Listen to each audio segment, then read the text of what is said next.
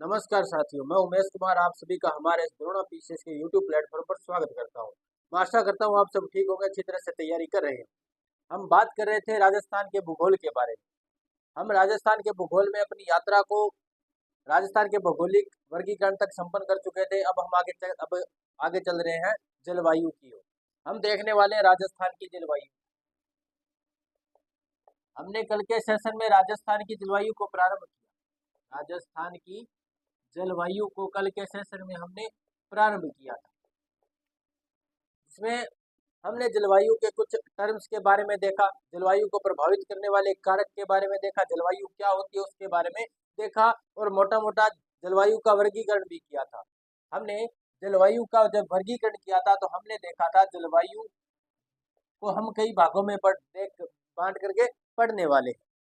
हमने जब जलवायु का वर्गीकरण किया तो किस प्रकार से कर सकते हैं हम जलवायु का वर्गीकरण? एक तो ऋतुओं के आधार पर, इनके आधार पर, ऋतुओं के आधार पर भी दो प्रकार से।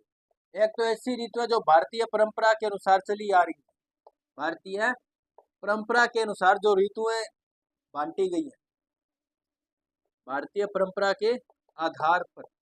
और दूसरा मौसम विभाग के आधार पर, मौसम विभाग के आधार पर कितनी ऋतुएं बांटी गई के आधार पर, वो हम इसमें देखने वाले हैं। एक हम देखेंगे जलवायु का सामान्य वर्गीकरण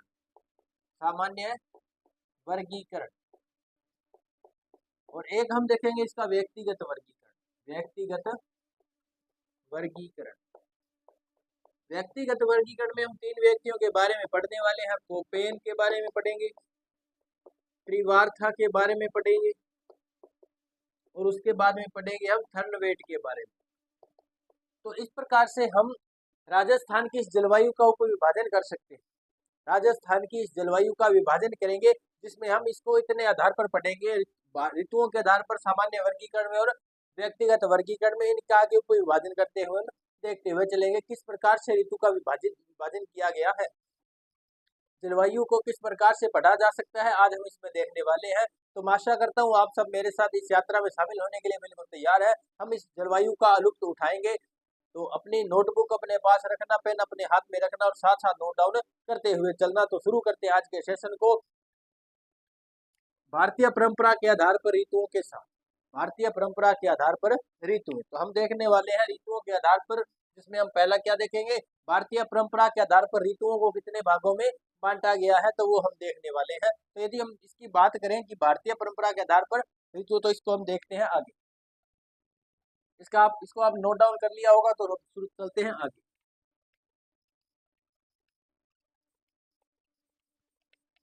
भारतीय परंपरा के आधार पर ऋतु क्या लिखेंगे? भारतीय परंपरा के आधार पर ऋतु।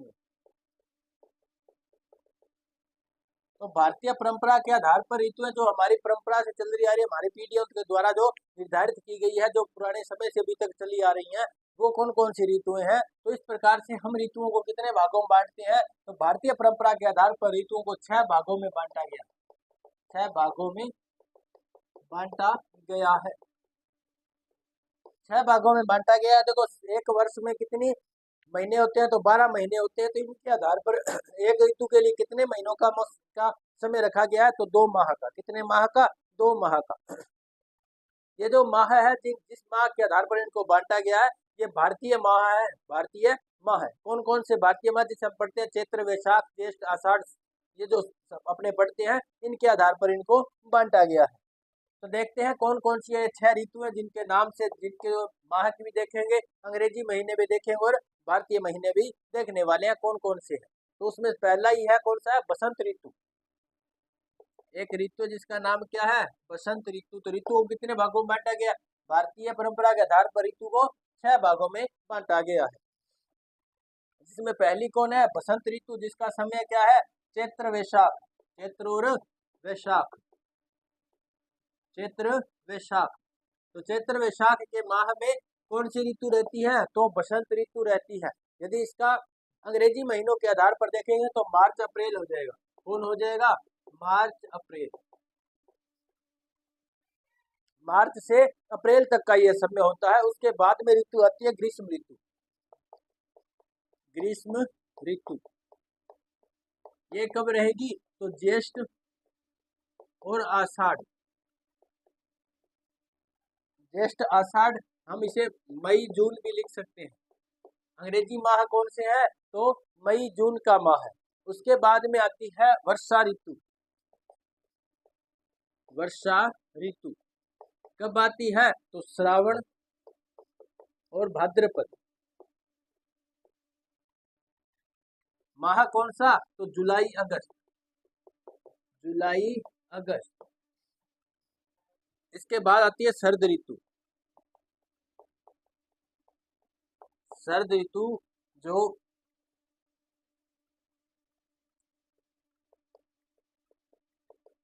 अश्विन और कार्तिक तक रहती है। अश्विन कार्तिक तक रहती है, सितंबर अक्टूबर तक। सितंबर और अक्टूबर तक रहती है। बसंत ऋतु चैत्र वैशाख मार्च अप्रैल में। ग्रीष्म ऋतु ज्येष्ठ आषाढ़ मई जून में। वर्षा ऋतु श्रावण भाद्रपद जुलाई अगस्त में। शरद ऋतु अश्विन कार्तिक सितंबर अक्टूबर में। उसके बाद आती है हेमंत ऋतु। उसके बाद आती है हेमंत ऋतु। हेमंत ऋतु जो कब कहती है?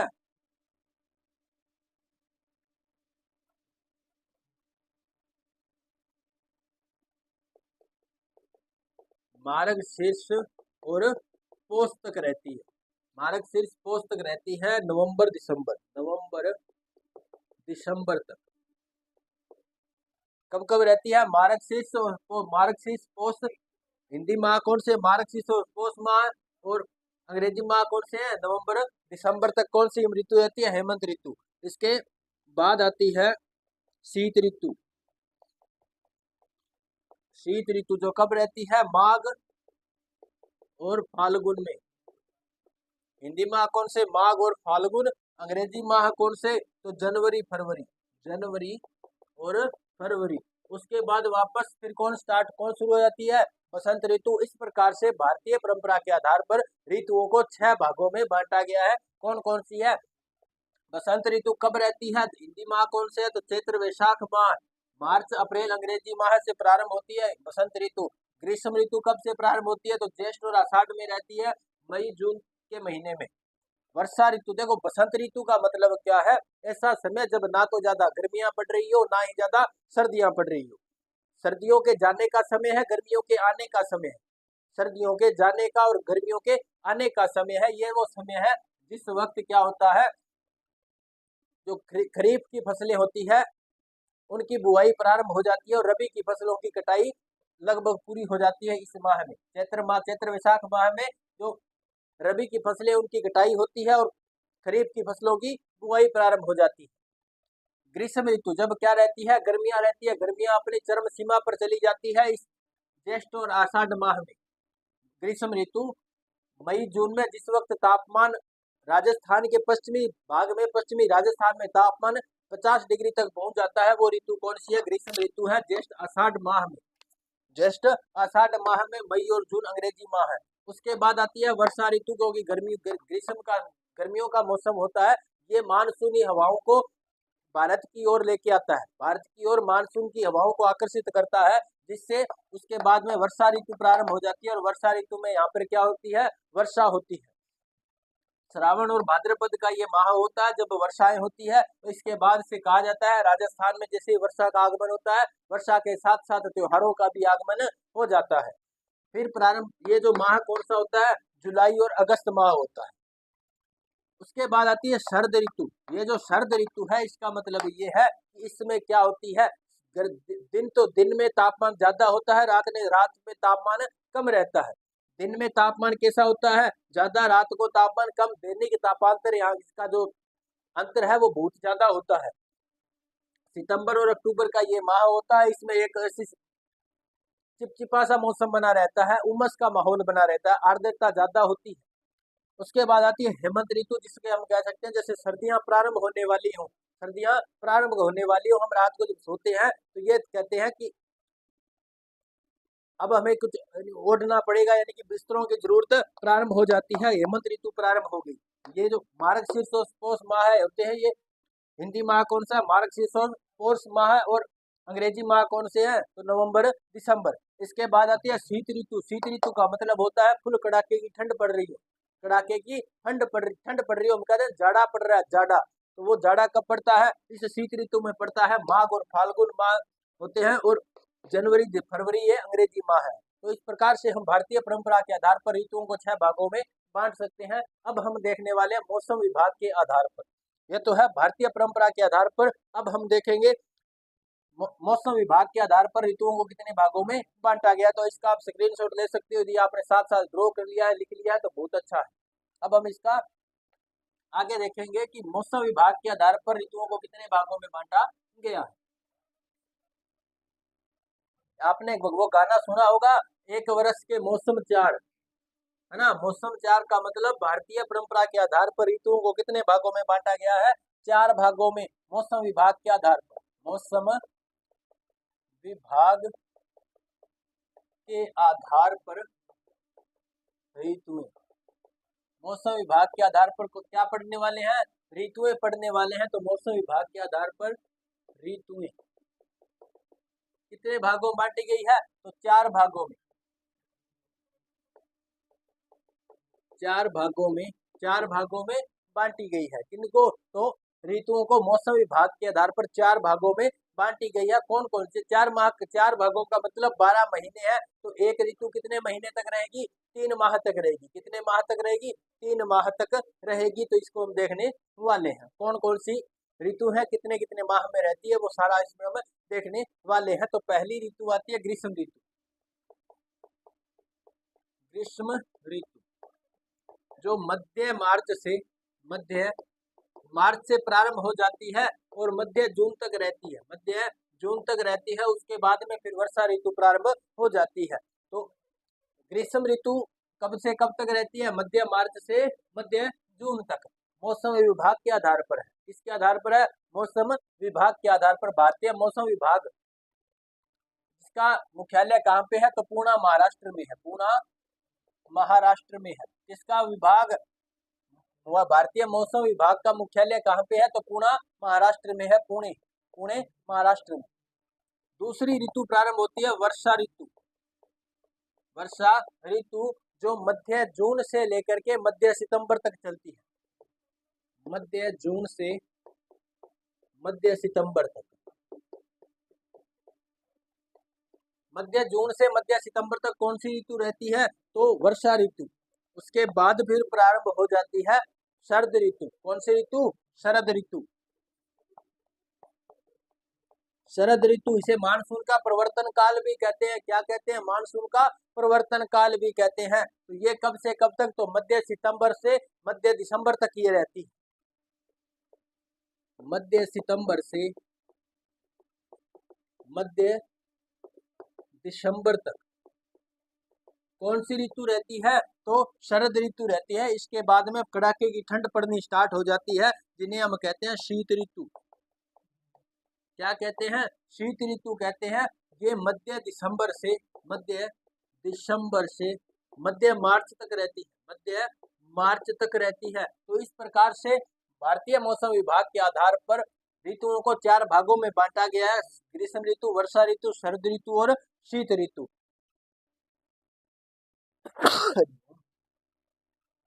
तो इसको हमने देखा, भारतीय परंपरा के आधार पर ऋतुओं को 6 भागों में बांटा गया है। मौसम विभाग के आधार पर ऋतुओं को कितने भागों में बांटा गया है, 4 भागों में। कितने भागों में बांटा गया, 4 भागों में बांटा गया है। तो इस प्रकार से हमने देखा ऋतुओं का वर्गीकरण। अब हम देखेंगे इन ऋतुओं का आगे डिटेल से, इन सभी ऋतुओं में किस किस प्रकार की व्यवस्थाएं होती है, वो सारी हम डिटेल से चर्चा करने वाले हैं। तो शुरू करते हैं ग्रीष्म ऋतु से। कौन सी ऋतु से, ग्रीष्म ऋतु से। उससे पहले हम देख लेते हैं पृथ्वी में सूर्य की स्थिति के आधार पर ऋतुओं को किस प्रकार से बांटा गया है। ये सूर्य क्या है, सूर्य, और जो पृथ्वी है वो सूर्य के चारों तरफ क्या लगाती है, चक्कर लगाती है। क्या होता है कि जब ये पृथ्वी है, जैसे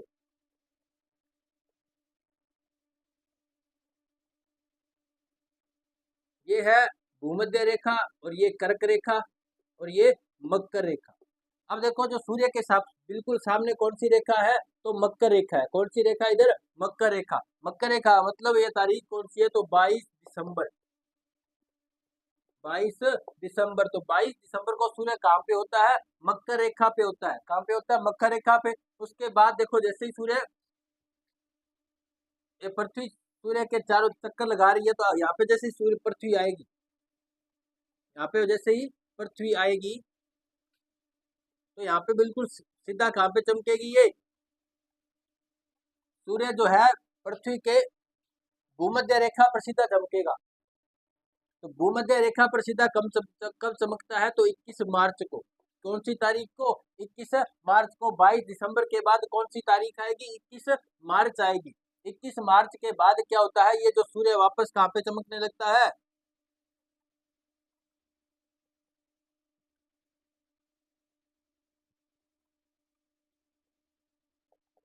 21 मार्च के बाद जैसे जैसे तारीख बढ़ेगी तो क्या आएगा, एक तारीख आएगी जिसका जो है 21 जून। तो 21 जून को सूर्य होगा वो कहाँ पे चमक रहा होगा, कर्क रेखा पे। कर्क रेखा पे सीधा होगा। अब उसके बाद में एक तारीख आएगी, कौन सी आएगी, तो 23 सितंबर। कौन सी आएगी, 23 सितंबर। 23 सितंबर को सूर्य होगा वो किस कहाँ पे सीधा चमक रहा होगा, तो भूमध्य रेखा पर। कौन सी रेखा पर, भूमध्य रेखा पर। तो इस प्रकार से देखो हम ऋतुओं का विभाजन कर सकते हैं। जब देखो अपने राजस्थान की बात करेंगे तो जब 22 दिसंबर को सूर्य दक्षिणी गोलार्ध में होगा, मकर रेखा पे होगा, तो राजस्थान में क्या होगी, सर्दियां होगी। क्या होगी, सर्दियां होगी। तो यहाँ से हमारी कौन सी ऋतु प्रारंभ हो गई, सर्दियां प्रारंभ हो गई। देखो दिसंबर हमने देखा था ना, जो सर्द ऋतु है वो कब से कब तक होती है, तो मध्य सितंबर से मध्य दिसंबर तक होती है। उसके बाद में फिर शीत ऋतु प्रारंभ हो जाती है। तो दिसंबर का मौसम है, इसके बाद शीत ऋतु प्रारंभ होती है। और जैसे ही हम मार्च के माह में जाते हैं तो मार्च तक क्या रहती है, शीत ऋतु रहती है। मार्च तक कौन सी ऋतु रहती है, शीत ऋतु। राजस्थान की बात चल रही है, ये शीत ऋतु कहाँ पे रहती है, राजस्थान में। उसके बाद 21 मार्च से हम जब जून के महीने तक आते हैं तो यहाँ से सूर्य उत्तरी गोलार्ध में आ जाता है। कहाँ पे आ जाता है, उत्तरी गोलार्ध में। जो जब सूर्य उत्तरी गोलार्ध में आएगा तो उत्तरी गोलार्ध में क्या रहेगी, गर्मियां रहेगी। मतलब राजस्थान में भी क्या रहेगी, गर्मियां रहेगी। तो इस वक्त कौन सी ऋतु प्रारंभ हो जाएगी, तो राजस्थान में ग्रीष्म ऋतु हो रही होगी। कौन सी ऋतु होगी, ग्रीष्म ऋतु, क्योंकि हम जलवायु को राजस्थान के सापेक्ष देख रहे हैं। उसके बाद एक तारीख आती है 21 जून। 21 जून को सूर्य वापस दक्षिणायन होना प्रारंभ हो जाता है। इसके बाद सूर्य क्या होता है, भूमध्य रेखा की ओर जाना प्रारंभ हो जाता है।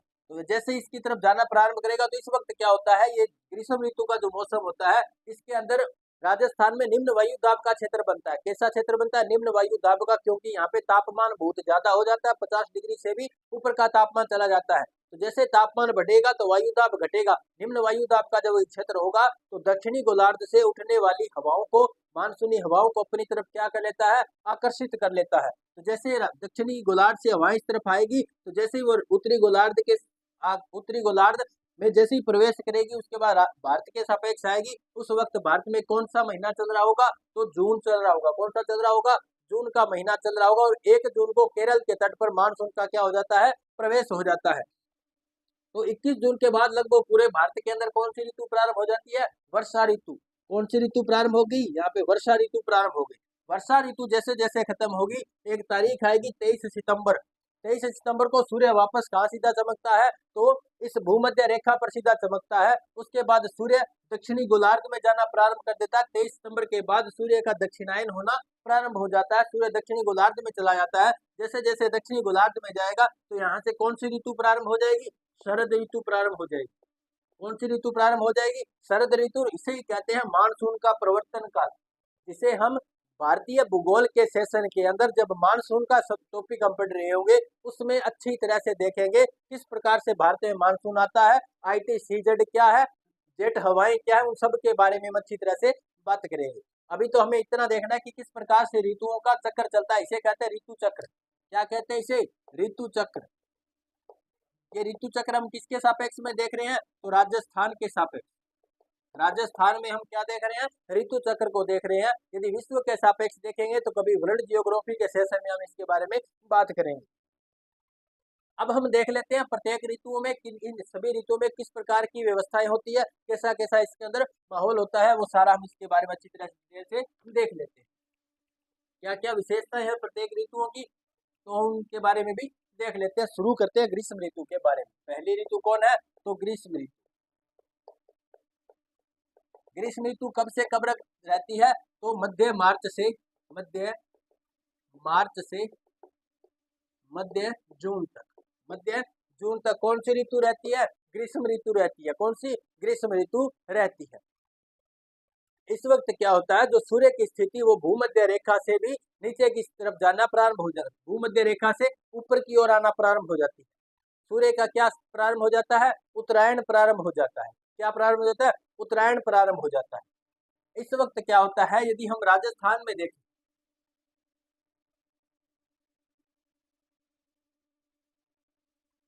राजस्थान के अंदर देखें तो ये जो पश्चिमी जो मरुस्थल है, पश्चिमी मरुस्थल में क्या होगा, जो रेत है वो जल्दी गर्म हो जाती है और जल्दी ठंडी होगी। जैसे वो ग्रीष्म ऋतु आएगी तो ये जल्दी गर्म हो जाएगी। जैसे ही गर्म होएगी तो यहाँ से हवाओं का क्या होगा, हवाएं हल्की होकर ऊपर उठने प्रारंभ हो जाएगी, ऊपर उठना प्रारंभ हो जाएगी। अब जैसे ही ऊपर उठेगी तो यहाँ का स्पेस कैसा हो जाएगा, खाली हो जाएगा। क्या हो जाएगा, खाली। और यहाँ पे कैसा क्षेत्र बन जाएगा, निम्न वायु दाब का क्षेत्र बन जाएगा। और भूमध्य रेखा से नीचे जो दक्षिणी गोलार्ध है, इस वक्त क्या होगा, दक्षिणी गोलार्ध में सर्दियां पड़ रही होंगी, क्योंकि जब सूर्य उत्तरी गोलार्ध में होता है तो दक्षिणी गोलार्ध में सर्दियां पड़ती है। यहाँ पे सर्दियां है मतलब क्या हुआ, तापमान कैसा है, डाउन है। तापमान कम होगा तो जो हवाएं होगी वो भारी होकर के नीचे आएंगी। कहाँ पे आएगी, नीचे की ओर आएंगी। जैसे नीचे की ओर आएंगे तो यहाँ का वायु दाब कैसा हो जाएगा, बढ़ जाएगा। तो यहाँ पे उच्च वायु दाब का क्षेत्र बनता है, उच्च वायु दाब का क्षेत्र बनता है। अब देखो उच्च वायु दाब का, तो हवाओं की स्थिति होती है, पवने कहाँ से कहाँ चलती है, तो पवने उच्च वायु दाब से निम्न वायु दाब की ओर चलती है। पवने उच्च वायु दाब से निम्न वायु दाब की ओर चलेगी। तो दक्षिणी गोलार्ध से पवने किस तरफ चलेंगी, उत्तरी गोलार्ध में चलेंगी। जब ये उत्तरी गोलार्ध में चल रही होती है तो ये लगभग कौन से देशांतरों के मध्य चलती है, तो 60 डिग्री देशांतर, 60 डिग्री पूर्वी देशांतर के लगभग ये यहाँ से निकलती है हवाएं। जैसे यहाँ से हवाएं निकलती है तो देखो एक बल लगता है जिसे बोलते हैं कोरियालिस बल। कोरियालिस बल, तो कोरियालिस बल के कारण उत्तरी गोलार्ध में जैसे ही हवाएं, ये मानसूनी हवाएं पवने प्रवेश करती हैं, तो उत्तरी गोलार्ध में जो पवने हैं वो कोरियालिस बल के कारण अपने दाईं तरफ मुड़ जाती है। अपने कहाँ मुड़ जाती है, दाईं तरफ मुड़ जाती है, अपने दाईं ओर मुड़ जाती है। कौन, तो हवाएं पवने उत्तरी गोलार्ध में कोरियालिस बल के कारण किस तरफ मुड़ जाती है, अपने दाएं तरफ मुड़ जाती है। और इसी प्रकार दक्षिणी गोलार्ध में पवने किस तरफ मुड़ जाती है, तो बाईं ओर मुड़ जाती है। किस तरफ मुड़ जाती है, अपने बाईं ओर मुड़ जाती है। इस प्रकार से हवाओं के फेरल का नियम है, ये भी हम कभी फिजिकल ज्योग्राफी के सेशन में देखेंगे।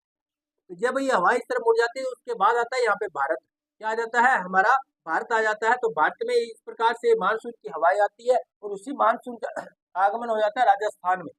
तो ये जो ग्रीष्म ऋतु का जो मौसम होता है राजस्थान में निम्न वायुदाब का क्षेत्र बनाता है और दक्षिणी गोलार्ध से उठने वाली मानसूनी पवनों को भारत की ओर क्या करता है, आकर्षित करता है। ये बातें होती है ग्रीष्म ऋतु में। और इसके बाद क्या होता है वो देखते हैं, पहले इस सबको बातों को लिख लेते हैं।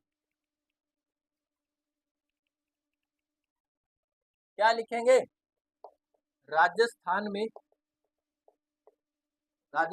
निम्न वायु दाब का क्षेत्र बनता है, निम्न वायु दाब का क्षेत्र बनता है। मानसूनी पवनों को आकर्षित करता है। कौन करता है, तो ये निम्न वायु दाब का क्षेत्र। उसके बाद क्या होता है, देखो पश्चिमी राजस्थान में ग्रीष्म ऋतु में चलने वाली तेज हवाओं को क्या कहते हैं, लू कहते हैं। इस वक्त क्या होता है, पश्चिमी राजस्थान में तेज हवाएं चलती है। क्या चलती है, तेज हवाएं। तो ग्रीष्म ऋतु में पश्चिमी राजस्थान में चलने वाली गर्म हवाओं को लू कहते हैं। इस वक्त क्या होता है, पश्चिमी राजस्थान में गर्म हवाएं चलती है। कैसी हवाएं चलती है? गर्म हवाएं, जिन्हें क्या कहते हैं? लू कहते हैं। उसके बाद जो ये गर्म हवाएं चलती है, इन हवाओं के साथ में, इन पवनों के साथ में जब कभी भी धूल धूल के कण मिल जाते हैं, धूल के कण इनके साथ मिल जाते हैं, तो उसे कहते हैं आंधी। क्या कहते हैं? आंधी। तो क्या कहेंगे, इस वक्त, इस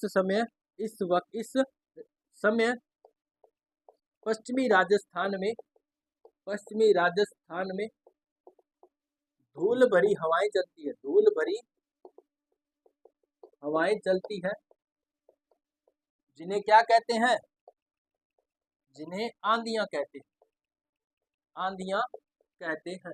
राजस्थान में सर्वाधिक आंधियां श्री गंगानगर जिले में चलती है। कौन से जिले में? श्री गंगानगर जिले में चलती है। तो ये बातें होती है ग्रीष्म ऋतु के बारे में। मध्य मार्च से मध्य जून तक रहते हैं। राजस्थान में निम्न वायुदाब का क्षेत्र बनता है। मानसूनी पवनों को आकर्षित करता है। कौन करता है? ये निम्न वायुदाब का क्षेत्र। उसके बाद में पश्चिमी राजस्थान में इस वक्त क्या चलती है? गर्म हवाएं चलती है, जिन्हें क्या कहते हैं?